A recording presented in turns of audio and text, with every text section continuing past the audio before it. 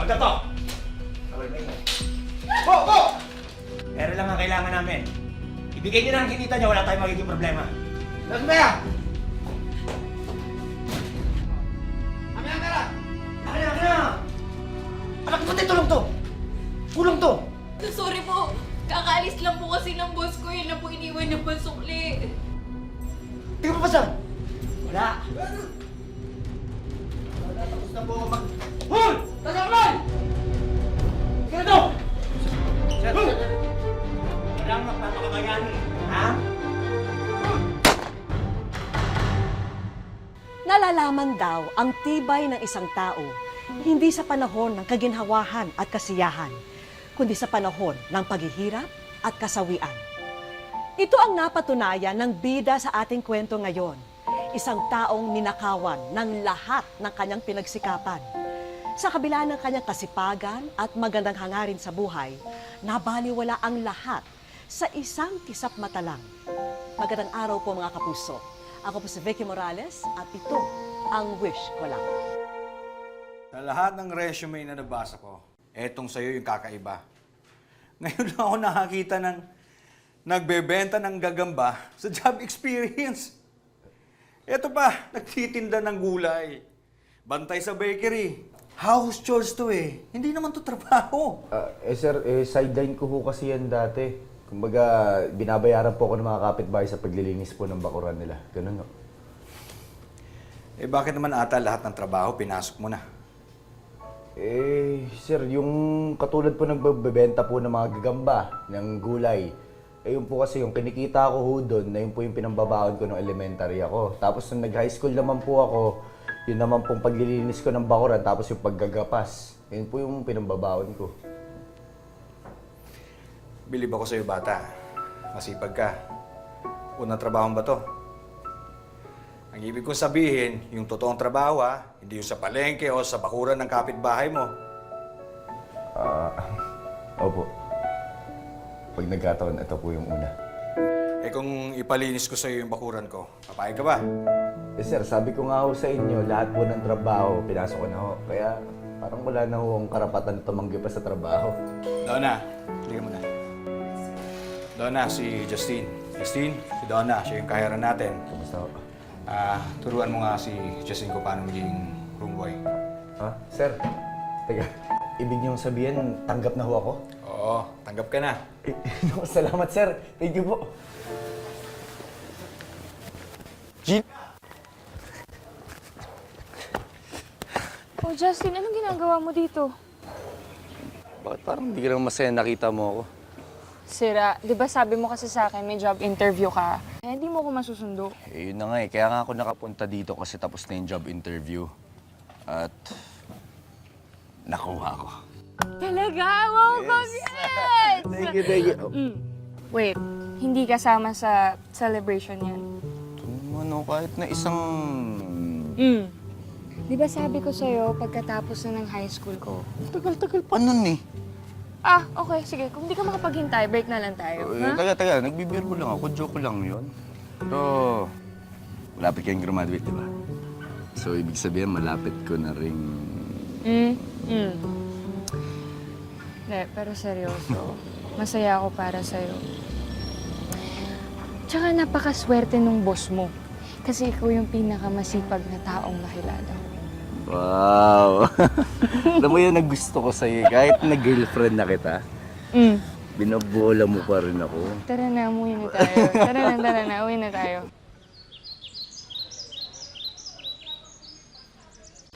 O anak, hindi ka pa ba tapos yung sa assignment mo?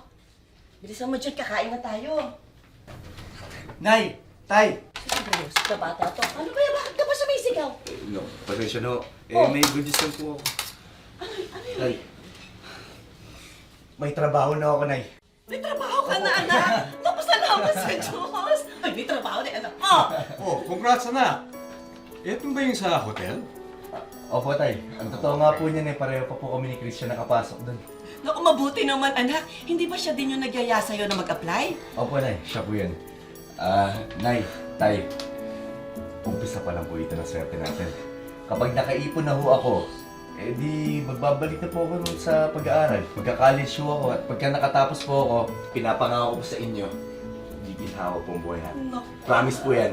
Sana nga, anak. Sana nga. O siya, halika na. Kumain na tayo at alam yung gutom ka na. Diyon, Umupo ka na. nag-aaral ka ba mabuti? Opo. Ha? Kaya halika na. Ano yung assignment?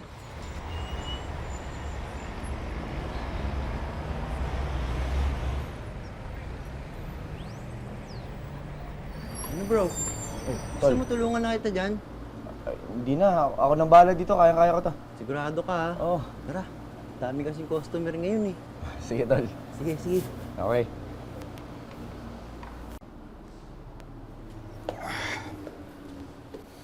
Sir, magandang gabi ho. Gandang gabi rin. Sipag mo ah. Mukhang overtime ka na naman. Nako, Parang ay... tapos na shift mo, di ba? Opo, pero sayang po kasi yung kikitain ko pa po sana. Kaya yun, OT na naman po. Magpahinga ka naman, baka magkasakit ka niyan. Ano, sir, ako pa ba? Eh, sanay na sanay po ako mapagod. Ako na po bahala, sir. Thank you. Sige, sige. Sige po. Siya nga pala. Po. Pwede ka bang pumunta sa bahay bukas? Sige na po. Okay, okay na po. Bibigyan kita racket. Magpapalinis ako ng bahay. May mga bisita kasi akong darating. Sige po, sir. Ako na akong bahala doon. Lilinisin ko. Sige, salamat ah. Thank you rin po, sir. Madaling nakuha ni Justin ang loob ng kanyang amo dahil sa kasipagan at pagmamahal niya sa trabaho. Kaya para matulungan din siya, sa halip na ibayad sa iba ang pagpapagawa o pagpapalinis, kay Justin na inaalok ito para dagdag kita nga naman ito sa binata.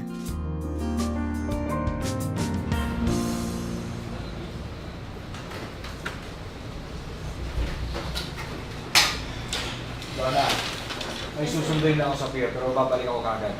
Sige po. Ingat po.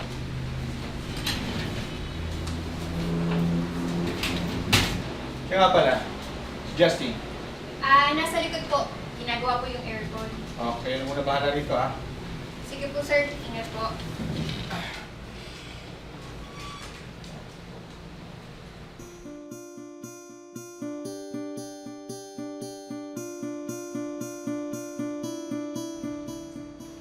Agad to! Po! Po! Alam ka sa akin kumainin. Pero lang ang kailangan namin. Ibigay niyo na ang kinita niya, wala tayong magiging problema. Amin ang pera! Tapos ba yan?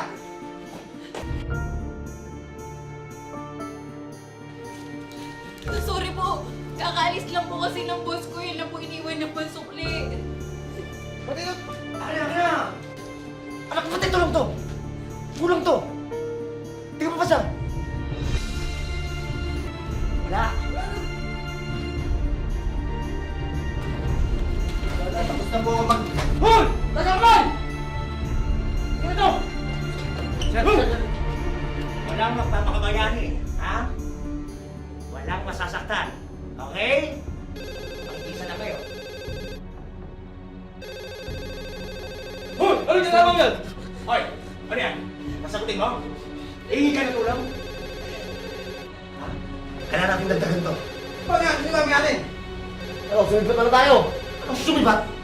Akitin natin mga kwarto sa taas. Meron pa tayo makukuha ron. Dahil kwarto dito, paano natin malalaman kung may mga tao? Hoy! Luko! Hoy! Ano na? Gusto na! Tulong! Ayun na! Christian! Christian! Ah!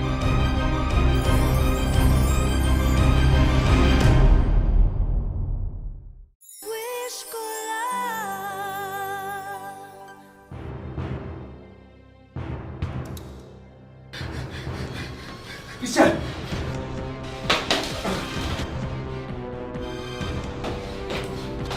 Ah!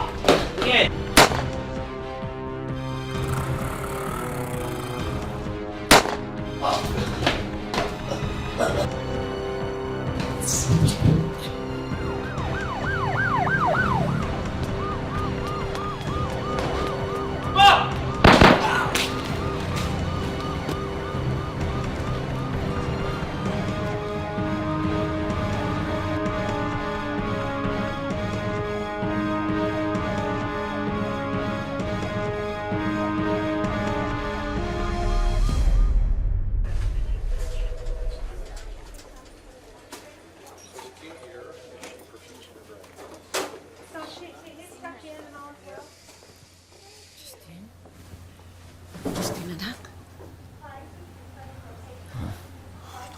Salamat sa Diyos at nagising ka na.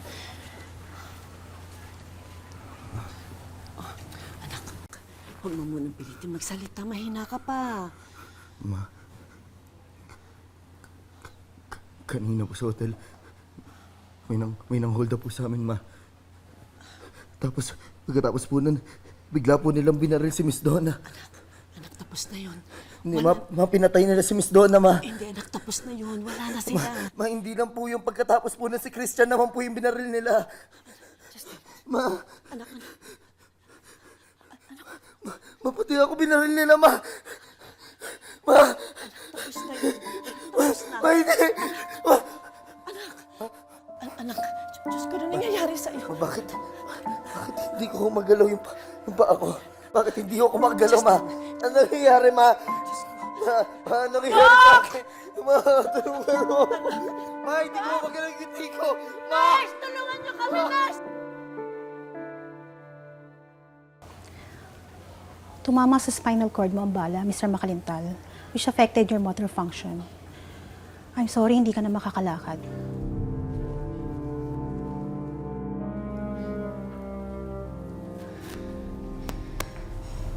Justin.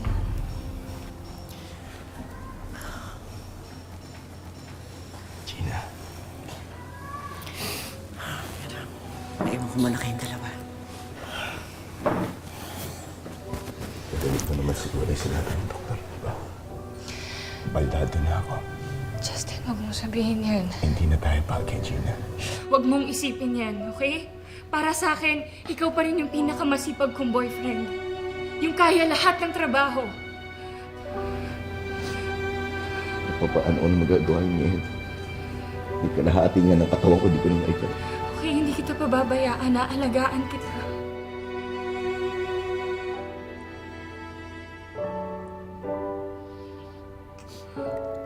Ipinakita ni Gina kay Justine na walang magbabago sa kanila sa kabila ng nangyari. Araw-araw, pagkalabas sa eskwela ay diretso na ang dalaga sa ospital para bantayan at alagaan ang kasintahan.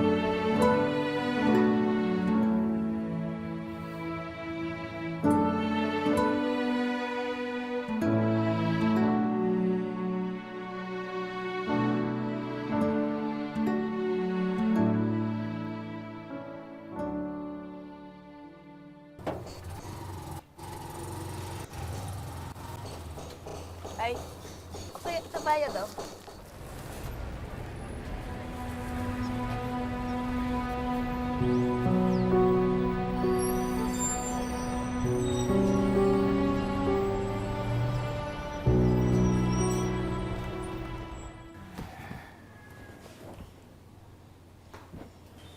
Anak, Po, kailan ba huling nadalaw dito si Gina? kung di po ako nagkakamali, siguro po nung 1 linggo pa. Bakit to? Wala naman. Hindi ko na lang kasi siya nakikita dito eh. Baka po busy po sa school kasi malapit na po yung finals na. Siguro nga. Ma, hindi ka ba sinasabi sa akin?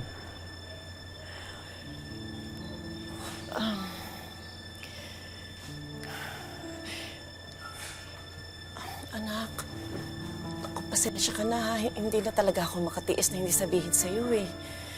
Si Gina, nakita ko siya may kayakap na ibang lalaki.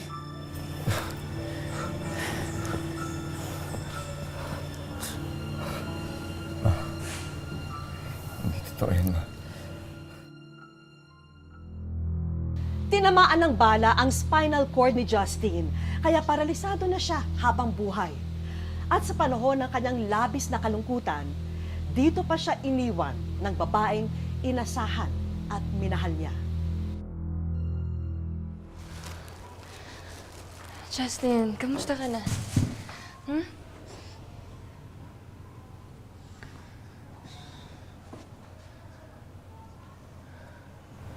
Gina, totoo ba? Ang alin? Na may iba ka na.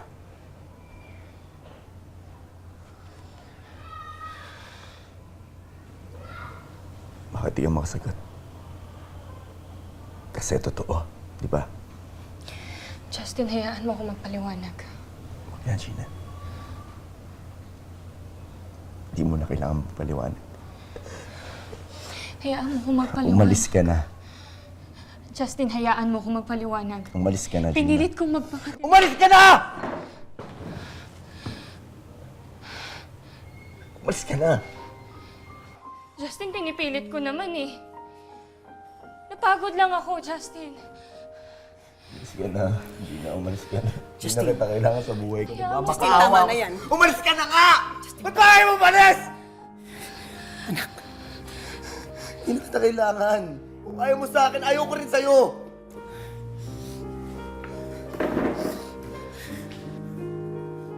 Justin, anak, tama na. Bakit ka na nang mahalaga sa akin? Honest. Tawa na sa akin. Tama na. Ano bang mali sa akin? Ano bang mali sa akin?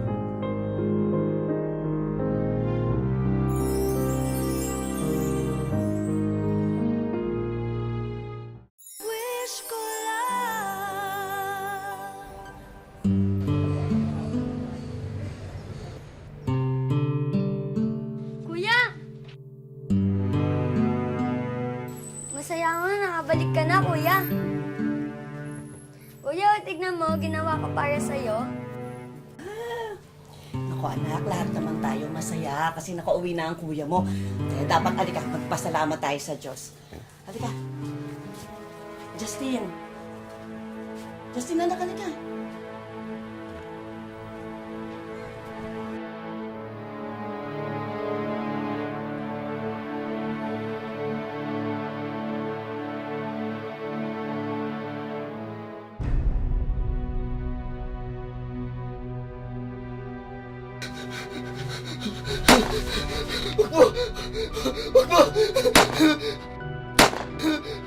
Huwag mo maawa mo sa akin! Ayoko pa maging baldado! Huwag mo! Huwag mo! Justin? Justin? Justin? Justin, anak! Anak!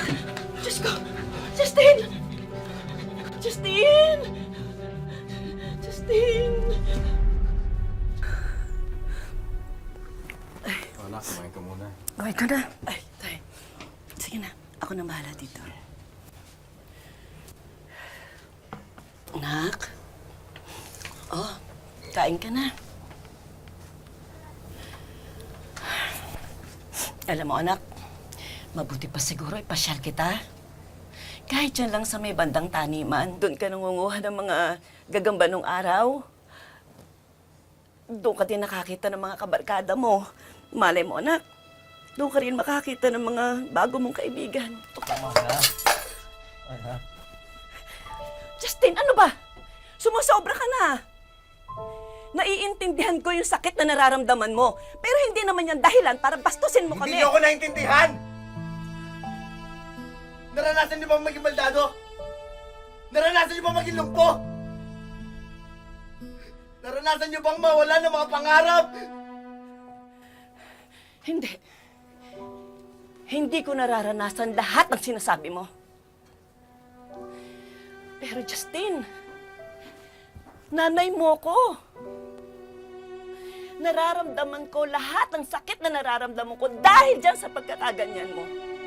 Naranasan mo ba na makita mo at pinapanood mo ang anak mo na nahihirapan? Ha? Alam mo ba? Kung gaano kasakit para sa akin yun na wala akong magawa. Wala akong magawa. Hindi ko alam kung ano ibibigay kong lunas sa'yo para sa sakit mo. Hindi lang ikaw ang nahihirapan, Justin. Hindi lang ikaw ang nasasaktan.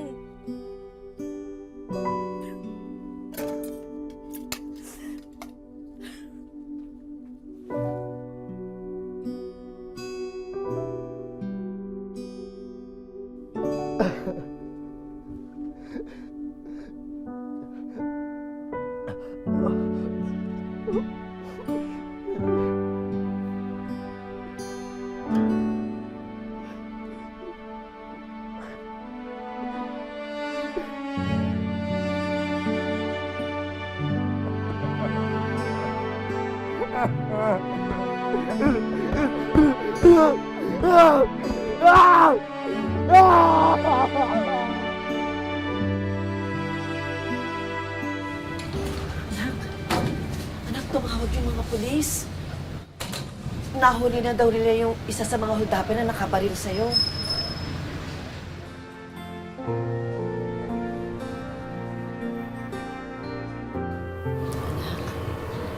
Sigurado ka ba sa gusto mo?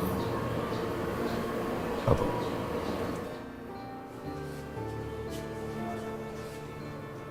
Isa ka sa mga umundap sa amin, di ba? Bakit mo ginawa yan? Gipit na gipit lang talaga kami. Yun lang ang dahilan mo, gipit na gipit! Nagipaldado ako dahil sa gipit na gipit kayo! Mali yung ginawa namin. Kaya humihingi po ako ng tawad sa inyo. Hindi ko na rin mabawi yung mga nangyari. At alam ko na wala na rin ang magagawa tungkol doon. Pero dahil may tiwala ako sa Panginoon at alam kong mas matibay ako sa inyo, kahit na mahirap sa akin, papatawarin ko kayo. Salamat po.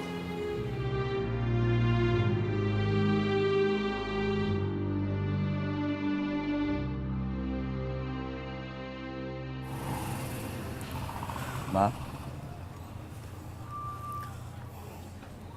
Oh, bakit ka umiiyak? Hanggang ngayon ba, anak, iniisip mo pa rin yun? Ma? Sorry po. Sorry po kasi naging mahina ho ako. Kasi yun, naging makasarili ho ako.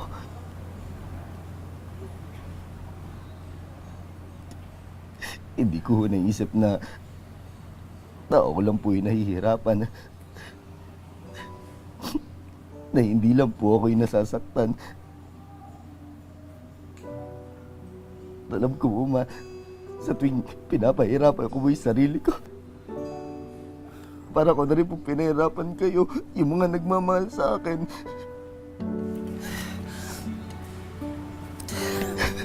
Pero alam mo, Ma,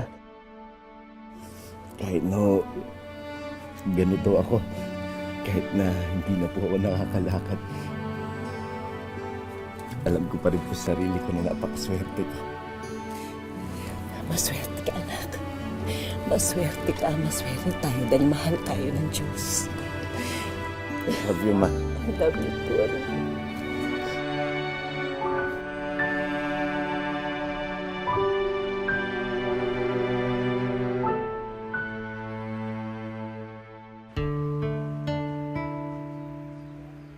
Eto na ngayon si Justin. Sa 4 na sulok ng silid na ito, umiikot ang kanyang maghapon. Sa sitwasyon ko po ngayon, napakahirap po talaga. Halos kalahati po ng katawan ko, hindi ko po masyadong napapakinabangan. Simula po dito pababa, hindi na po siya naigalaw. Hindi po siya nakakaramdam. Buong araw nakatutok sa pagbabantay kay Justine, si Nanay Fidela. Sa kanya raw kasi nakaasa ang binata dahil limitado lang ang pagkilos niya. Kailangan po kasi ako ng anak ko dahil iniisip ko po bukas ng alawa sino po maglilinis sa kanya. Sino po magpapalit ng diaper sa kanya. Kailangan ko po maging matatag. Kailangan ko po laging unahin ang anak ko bago po ang sarili ko.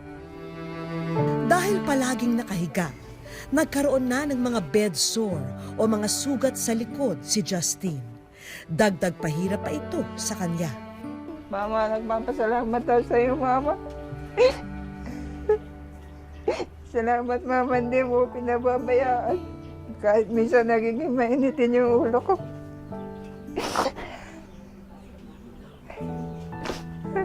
Mama, mahal na mahal ko kayo.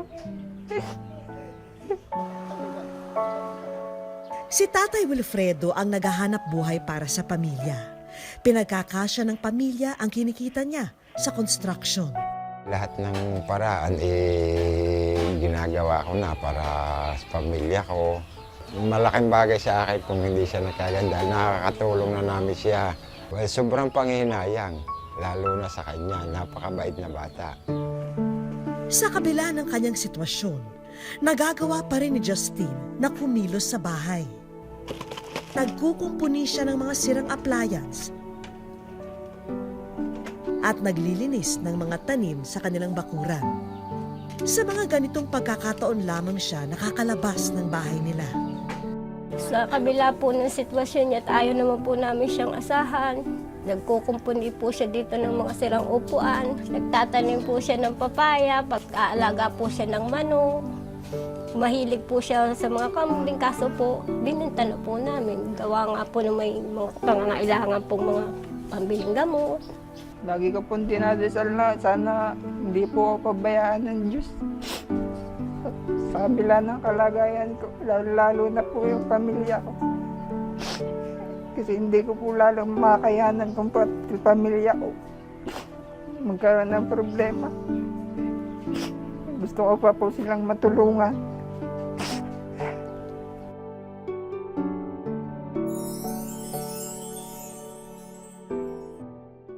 Sa aming pagbabalik,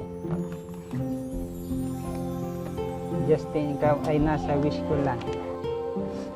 Hindi ko po inaasahan na mangyayari yung inaasam ko.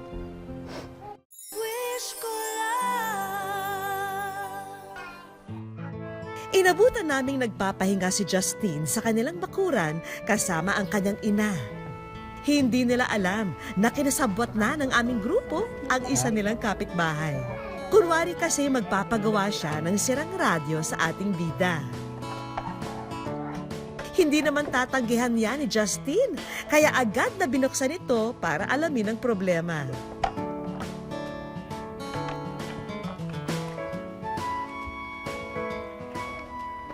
Justin, ikaw ay nasa wish ko lang. Masaya po. Hindi ko po inaasahan na mangyayari yung inaasam ko. Akala ko hindi po mangyayari. Niyaya na namin sina Justine, pati ang kanyang pamilya, para malaman na nila ang naghihintay na sorpresa.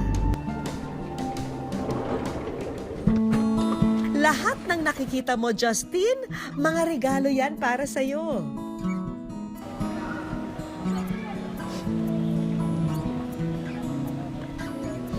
Nabanggit ni Nanay Fidela na nahihirapan ka na raw sa higaan mo. Kaya narito na ang handog naming specialized cooling mattress para hindi ka mainitan at hindi na dumami pa ang sugat mo sa likod. Dagdag pa riyan ang mga gamot at medical supplies na ito. Bibili lang po ako ng isang peraso sa isang linggo pag naubos. Mag-aano na lang po ako ng dahon ng bayaba. Magpapakulo na lang po ako ng dahon ng bayaba. Sana'y makatulong din sa pagpapagamot mo, Justine, ang medical assistance na ito. Maraming salamat po. Salamat sa inyong lahat, lalo na po sa GMA7. Sa wish ko lang po. Malaking bagay po yan para hindi na po kami palaging bumili ng mga pangangailangan ko. Wala po mahihingi. Justine, alam naming lagi mong iniisip ang kapakanan ng iyong pamilya at nais mong makatulong sa kanila.